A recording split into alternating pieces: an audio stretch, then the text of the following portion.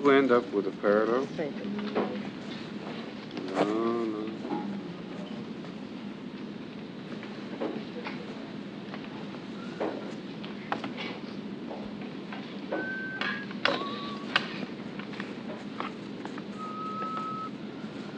It always looks so good in plan.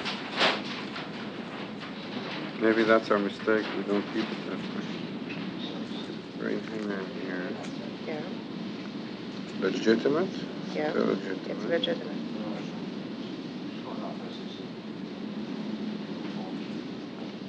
Moshe Safdie, Canadian architect. In his Montreal office, he plans the redevelopment of the area around the Wailing Wall in Jerusalem.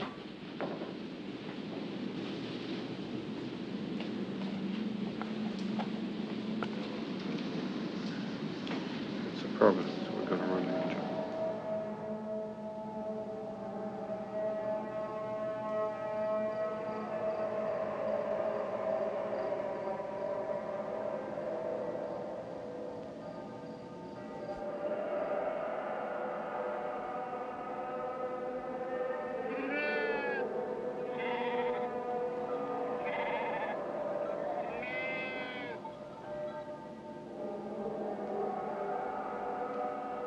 Jerusalem, city of cities, a spiritual ideal for centuries.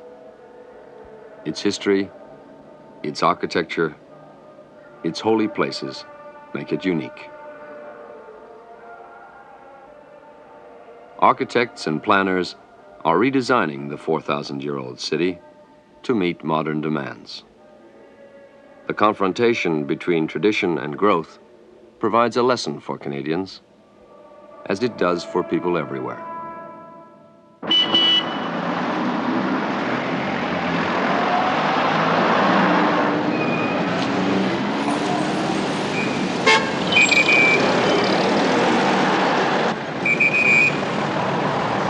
The problems of the building of Jerusalem are in many ways prototypical to any other city. The problem of providing the citizens with good transportation are problems that every city confronts. The problem of building good communities which work with good social services, open space, density, all these things are common to all other cities.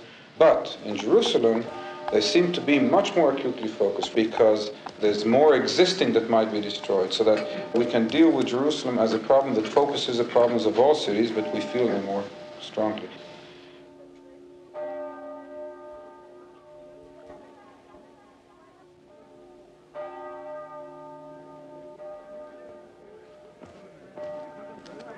The more life is simple, the more life is natural, the more life is pastoral, the more life is relaxing, the more it will help people to feel the message of Jerusalem. And Jerusalem communicates this to you.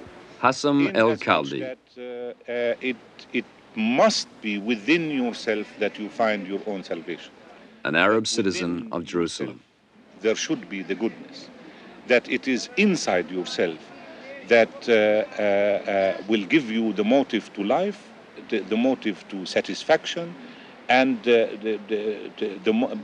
feeling that your life has been worthwhile. You see, 100 years back, people built in the old city and even outside the wall, Yes. in harmony with the city. They lived in the holy city. They managed to build houses which did not destroy it. They managed to live a rich life and economically sound life without, in harmony with what existed. I was born actually in one of these houses where you walked into complete darkness until you came to a beautiful courtyard with jasmine, roses. A person had respite in a house like that. Unlike a modern house, he was able to forget his work and really to forget all the exigencies of life. And I've lived also in the West, where I have found that a person can carry his worries with him wherever he went, until he finished in a lunatic asylum. Yes. In those courtyards, there was something that really helped you in order to maintain a balance in life. So was that a bad thing? I mean, are we to consider that everything old is not useful and is bad? Or can't we combine both? Sarete voi quando vi oltraggeranno, vi perseguiteranno e falsamente vi accuseranno per causa mia. Preghiamo. Oh Dio, tu sai che per la fragilità umana noi non possiamo resistere ai così grandi pericoli ai quali siamo esposti. Concedici dunque la salute dell'anima e del corpo, per Cristo nostro Signore. Padre nostro, via singeri, santo, vice del nome tuo, avvenia regno tuo, fiat voluntas tua, sicur in cielo et in terra. It's not a business city. It's a praying city. It's a center of religion, but not a business city. Amen. Padre nostro, via singeri, santo, vice del nome tuo, avvenia regno tuo, fiat voluntas tua, sicur in cielo et in terra. מבחינה זו אני לא פוחד. I don't fear Jerusalem as an industrial center. That couldn't be. It's not logic. There is no river, no port on the sea. It could never be an industrial center. But there are different kind of industries, religious industries, many kind of industries that could be done, tourism and everything. What? Watch it, Jonathan. Sorry. Jonathan, get over here. Well, the tourist industry has a very great future in Israel, and especially in Jerusalem. 98% of the tourists coming to Israel are visiting Jerusalem, because Jerusalem is holy to all the great three religions, the Jews and to the Christians and the Muslims. So I would say that the tourist industry is the heavy industry of Jerusalem. Moshe Kol, Israeli Minister of Tourism. Like in other parts of the country, I believe that Jerusalem will one day be a city of 1 million population. But we have to do everything to preserve the beauty of the city. No. I'll buy this 2.5. No. What is it? This is all the view of Jerusalem. Beni Rama. Okay. The added value of the tourist dollar is the highest, 79%. That means from each dollar is left 79 cents in the country, because we have not to pay for the raw material. The raw material for the tourist industry is presented by God or by ancestors.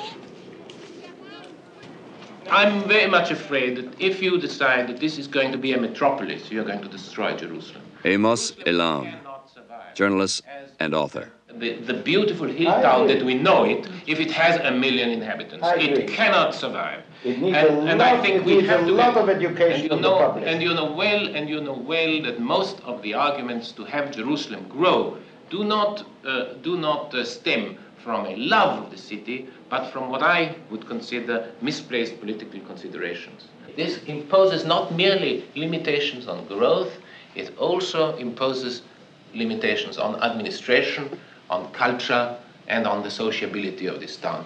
The rest follows from it. But the trouble is that both the Jews at the moment and the Arabs will not agree with that. For the Jews, this is the holy city. For the Jews, this is the capital of Israel. All the rest is subservient. One of the reasons why these new housing estates in the northern sectors, above all, but also in the southern, have been set up, as Meron Benvenishti rightly said, they were not put up to make this town bigger or more beautiful or better or easier to live in, but because an attempt was made to strengthen the Jewish presence in Greater Jerusalem as it was. This was the determining factor. There's no reason to dump 500,000 more people here with all the industry and the blight and the slums and the poverty that goes along with it. نحن لنا عذاب إني شفخ دم كان تدعو لخير كل والله نهرب كل حاجة قعبانو تسبيغ لما لما كان نحن نلعب بو كملوا بو بجميع التركيين بقى حد أساس طلبوا كانوا يصيروا خسرنا براتي ساكل توقفت بكم ازاي؟ وتانو لا معانيا والله لو نفوس إن وقت مدينة اتكعر فيها أنا عاطفني اليوم أنا طيرت الفرخة والله حلو روز الزهام أتو ده تسمو تخبي حرارات شما شو يسمو כמו שיתנו דירות כמו שצריך. ואל תדבר זה, ישימו אותה בדירות פה. זה מדובר. זה אחר כך יתנו לנו בעיטה. טוב, אז זה אל תדבר. חביבי, לא רוצים ללכת בגלות. אתה לא רוצה, הנה היא רוצה. היא רוצה. אני מעדיפה שהילדים שלי לא יחיו ברטיבות ובמדרגות שכל רגע הוא נופל לי, שהולך לדלת. יכולים לתקן את הכתבות. איך יכולים לתקן? אין פה לתקן, בבקשה, לא, למה לא?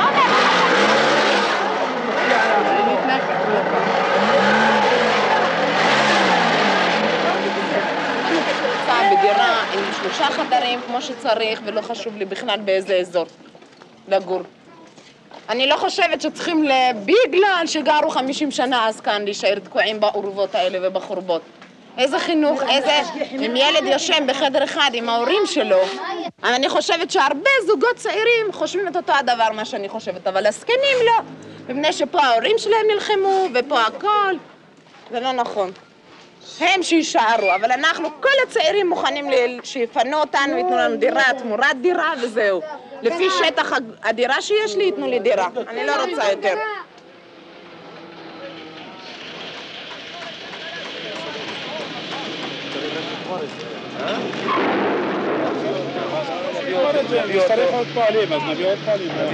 Ezra Joseph Levy, a major private developer in Jerusalem.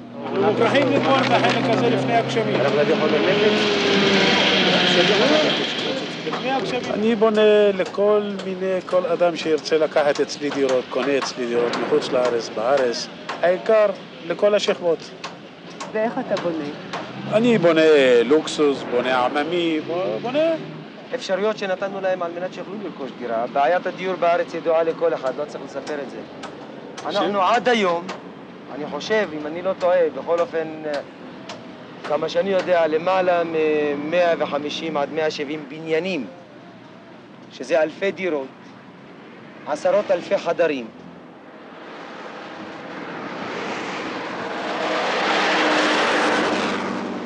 One of the interesting elements in life in Jerusalem, when you want to say where you live, you never say, I live in this street and this number.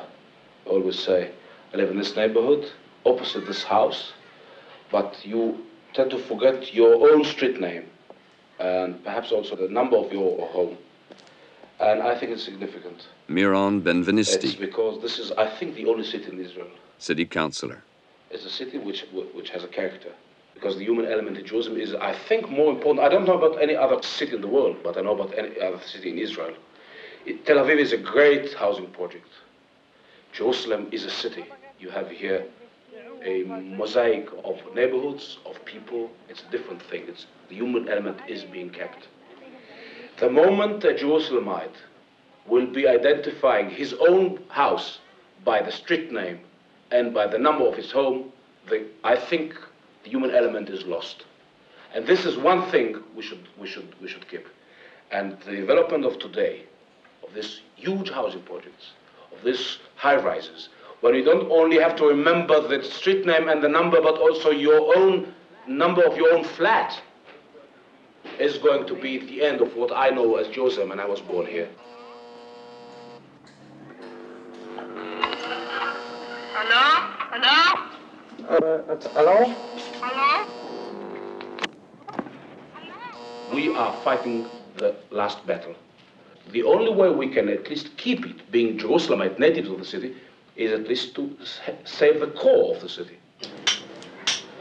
For centuries, the city was built and rebuilt with native stone. But today, the ancient skills of the stonemason are required only for the renovation of old buildings or to provide a facing for the new. He make new. Always his life, he work with the stones. Look his hands, because always from the hammers, and that's too strong. Yes. Look at this. It like the skin. Skin very hot from the hammer, working very well. Look at this. I go in. 21 days and make this.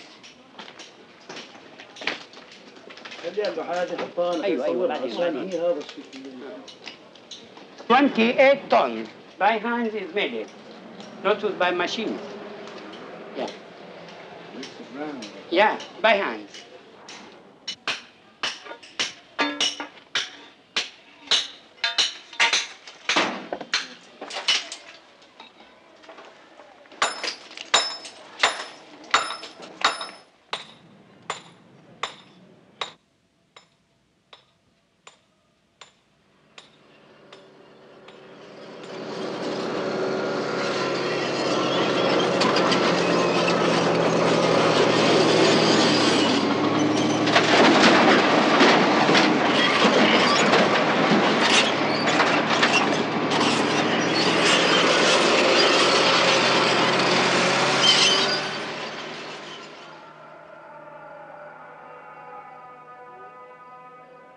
I don't think I agree that I want Jerusalem to be entirely a museum piece. I want it to be a city in which people live and which people love, but a city which has not lost its character, which has not lost its special something which it has, you know. I don't know what it is, but it does have something which we are spoiling, which we are ruining. I mean, you can build a metropolis anywhere in the country. Does it have to be in Jerusalem? Why not allow Jerusalem this freedom, this possibility of presenting the spirit of the ages, really?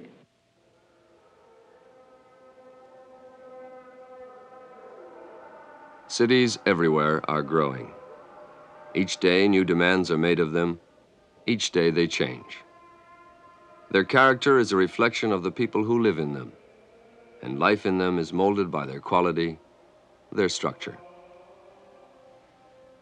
In Jerusalem, increasing population, a tourist boom, political realities have helped create a need to expand and modernize.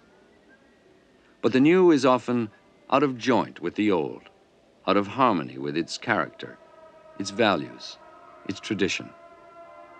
Hotels and high-rise apartments are spreading across the hills that surround the city. The Mount of Olives, Mount Scopus, French Hill. The controversies they create are a major concern for the mayor of Jerusalem, Teddy Kollek. A year and a half ago, I invited some outstanding architects and town planners here. Very few of them were Jewish. The vast majority of them were Gentiles. They're the best town planners in the world, and that tried to warn us against all the mistakes they themselves had made in all their cities, whether it's Stockholm or Philadelphia or Los Angeles or wherever they came from, and they came from all over the world, or London. They have made all the mistakes that they can make. And I think this outcry, which in some ways was a little hysterical, I think in the long run will have a very beneficial influence. It gave us the strength to fight against the 6-lane highways or against something like French Hill happening again. I hope so.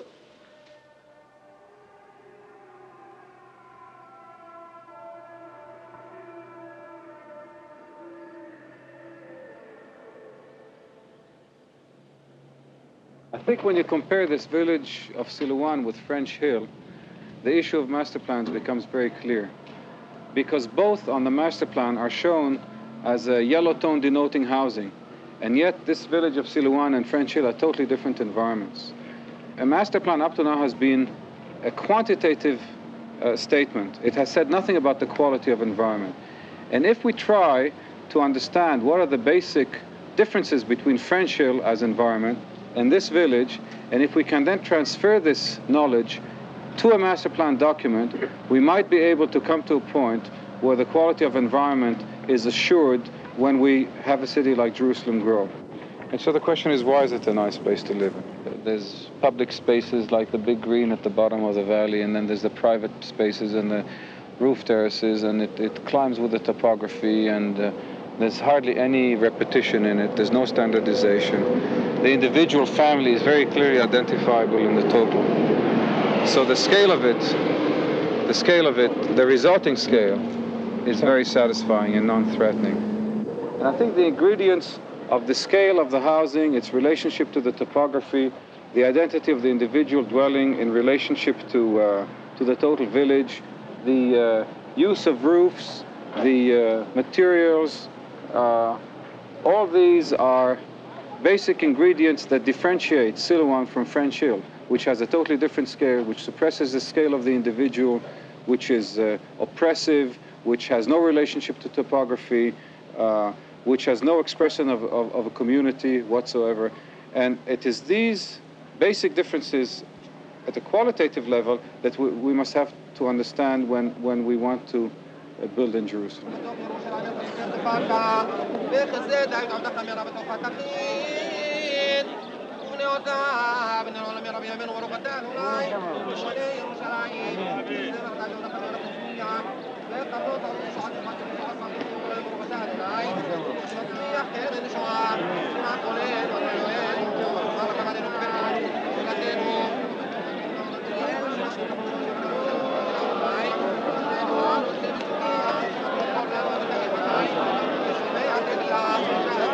For the Jew, 2,000 years of religious devotion are represented by the western wall of the Temple Mount.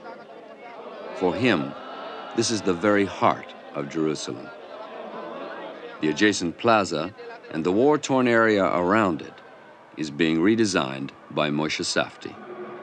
At that point, I started seriously questioning the concept of a flat plaza with buildings around it. I felt that if it was a flat plaza, at the times when we would have 3-4 people praying by the wall, which happens late at night, they would feel completely desolate. But on holidays, there might be 50,000, and on special occasions, maybe 100,000 people. So it is necessary to find a way in which the place makes sense for any kind of activity, from an individual to a great massive demonstration. And out of a whole process of thinking about it that way came the idea of creating an amphitheater of plazas that starts with the Jewish quarter on the cliff and comes down terrace by terrace, making the praying level all the way down to the Herodian level, which is about 9 meters, or approximately 30 feet below the present level, making the height of the wall almost double. One of the reasons that I came to the amphitheater, that I said, what would the Herodian architect have done if he was dealing with that problem? He would have naturally linked it to the city, which is what I tried to do with the amphitheater. I felt making a plaza is making this a St. Peter's, which it is not. You can't erase 2,000 years of history, and for 2,000 years this was representative of something else. And therefore this is still the place of longing, anticipation, and expectation of something.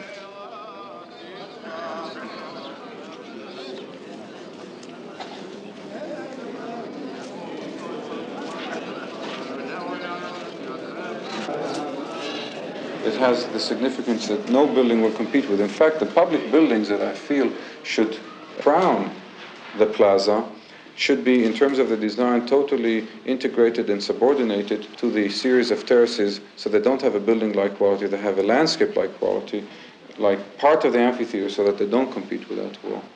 It's a kind of a space that 500 people could feel comfortable on their own, 3 could feel comfortable, and 50,000 could feel all right. And it hasn't got the overpowering, bombastic qualities of the Renaissance piazzas, where you came with a group of people to relate to one object, whether it's the Pope on the terrace, or whether it's the church at the end. There's the focal point that justifies the plaza. There's no focal point. In fact, one of the reasons I feel that the amphitheater should face the wall, the totality of the wall, and not focus on one corner of the wall as the praying does now, is that there should not be one point. The entire wall should be focal. It's not a point, it's a linear thing. A linear thing is not an object. One of the first buildings to be constructed here is a yeshiva, a rabbinical college, on the same site as one destroyed in the War of 1948. The building ascends from the Kotel Plaza 10 stories all the way to the top of the Jewish quarter. It consists basically of 2 construction systems. You've got the massive wall, which runs right around the building and within it, and it is 10 feet thick, and it has within its thickness light shafts, air conditioning, ducts, horizontal passages like the arcade, vertical passages, anything that needs horizontal or vertical continuity. And within that is a very intricate precast arch-like method of construction, which can form a small residential room, which is 20 feet across, or form a room 100 feet across, or the synagogue 100 feet across. And as the rooms get larger, they also get higher. The volume of the synagogue is 6 stories high, the volume of the Bet Midrash is 3 stories high, the volume of a residence is 1 story high. And you have the interplay between the light, lace-like, very contemporary construction and the massive stone wall, each serving the other. And so that from the city, you've got the blank wall with a suggestion of what's happening within it, suggestion of the spaces and the complexity of it, and the suggestion of the entrances, which are kind of concealed.